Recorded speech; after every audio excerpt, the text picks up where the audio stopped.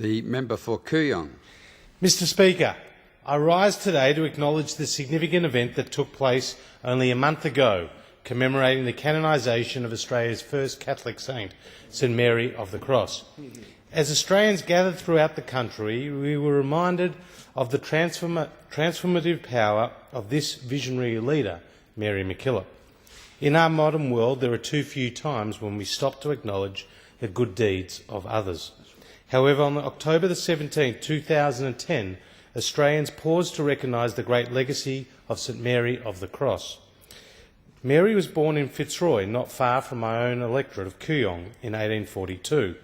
Due to her family's insufficient income, she was unable to experience formal education herself, and it is with doubt that her personal experiences influenced St Mary of the Cross's determination to open education up to all Australians. She was educated at home by her father, Alexander MacKillop, and was well educated in her faith, which was to be the foundation of her later religious vocation.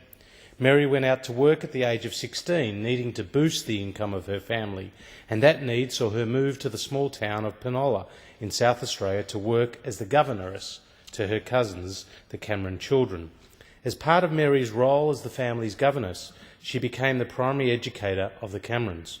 This role sparked in her a passion for education and a desire to provide educational services to those who were not in a position to provide this for themselves.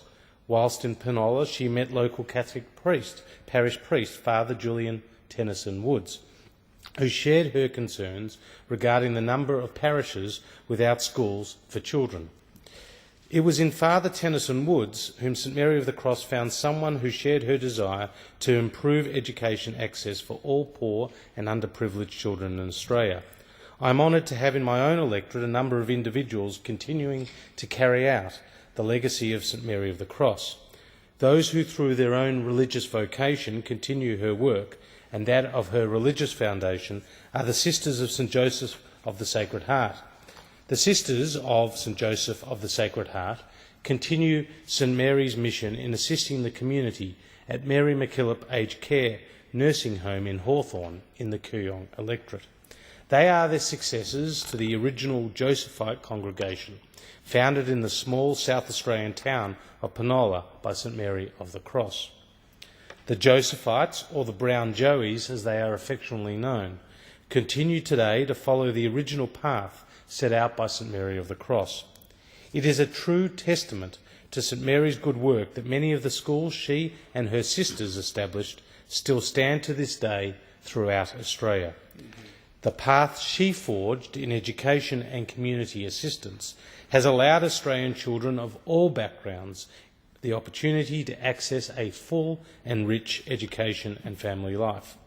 I stand here today as someone who is deeply proud of the impact St Mary of the Cross had on both the Catholic Church and the wider Australian community. I also stand here as a proud representative of an electorate with many Catholic parishes and schools who carry out the great work supported by St Mary of the Cross.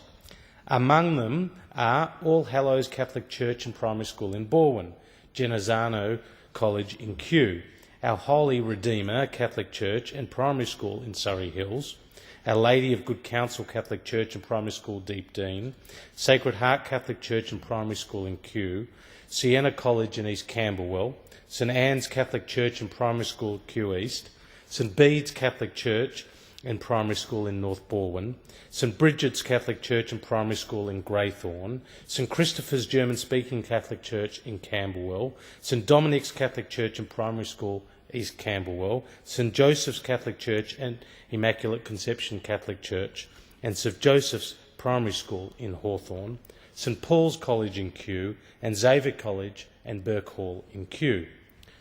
When St Mary of the Cross opened her first Josephite school, she wrote, and I quote, "of the humble beginning of a great work."